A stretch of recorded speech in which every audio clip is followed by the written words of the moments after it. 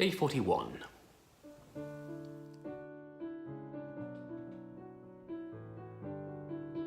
So I was in the local shop earlier and saw a mum who must have been maybe early 30s, mid 30s, with her 3 young children, 2 girls and a boy, and the boy was wearing fairly ordinary clothes.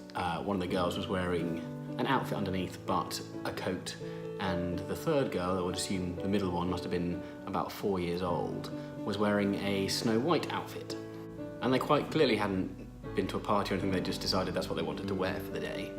And my first thought was, well done, Mum, just letting her children decide what they want to wear and be who they want to be, so that they don't ultimately then face the identity crisis that happens, that causes a lot of my anxieties, and teaching them to express themselves and who they are and be who they want to be.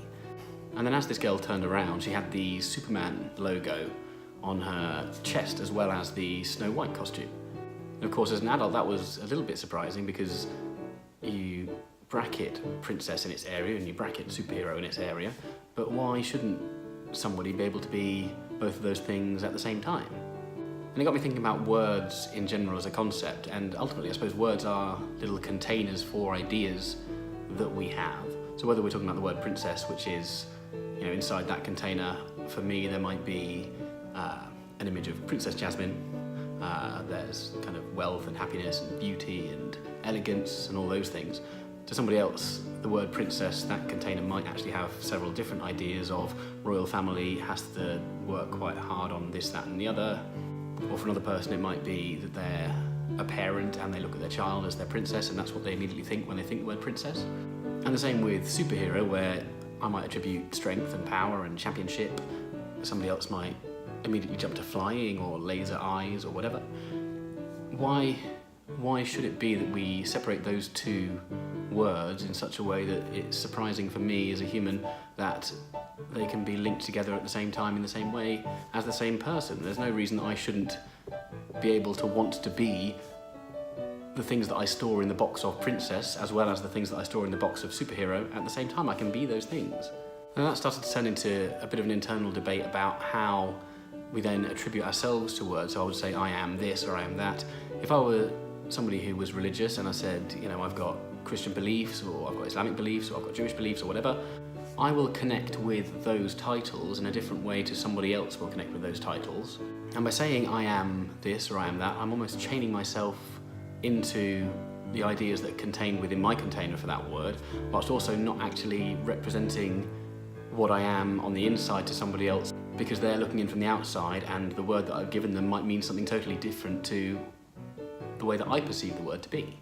You know, if I said I was straight or bi-curious or bisexual or gay or lesbian or anything else, then that would have a particular meaning within my container that it doesn't necessarily have in somebody else's. And I could use a word to describe my sexuality that actually when I compare it with somebody else's use of the same word, I would say, well, we're not the same at all, but we're using the same word to describe what we are or what we currently feel ourselves to be, and somebody else is looking in from the outside, hearing that word and believing that we are the same in that particular circumstance.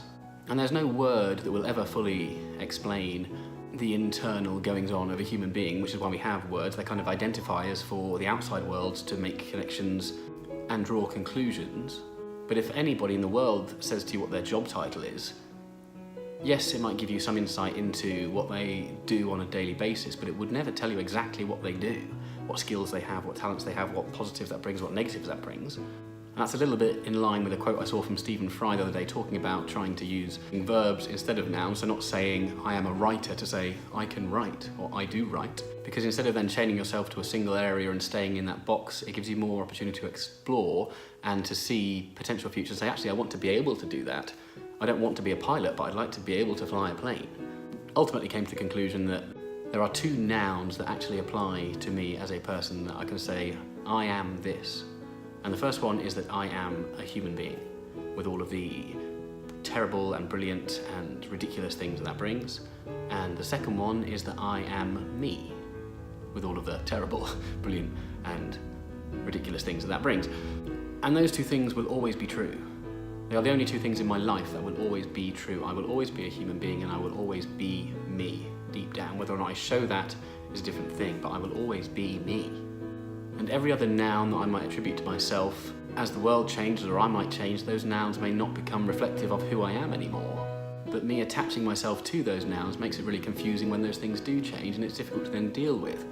Once I start to look at them and say they're just identifiers for other people to understand a little bit about who I am and what is me, it becomes much easier to explore and to accept other people and to stop drawing the comparisons that ultimately fuel the negativity that happens in my life, because a lot of my darker episodes come from feelings of worthlessness and not being good enough, which ultimately is just a comparison to what I see in other people combined with what I keep in the container that I attach myself to as a way of describing who I am. And getting to that understanding of I am a human and I am me, and they are the two central points, has meant that I don't walk into any situation worrying anymore, because I look at other people as a human being and a person.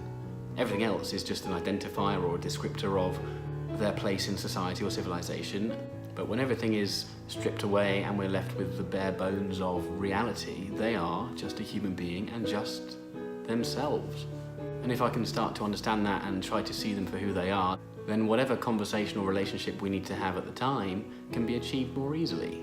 And they're the musings that came from seeing a young girl in a princess costume with a superhero badge on. And ultimately, some days I will want to be a princess, and other days I will want to be a superhero, and some days I want to be both, and some days I want to be neither. And being okay with that makes it so much easier for me to get up in the morning, because I'm just gonna be able to be the person that I want to be or feel like I am at that time. And I know that when I'm trying to be somebody I'm not, that's when the big problems arise in my life, because I act in ways that aren't organic and make stupid decisions and then start arguments with people, and there's conflict that arises. So thank you, little 4-year-old girl, for teaching me a valuable lesson today and reminding me that wherever I go, the important thing is that I am me. Share, subscribe, and I'll see you tomorrow.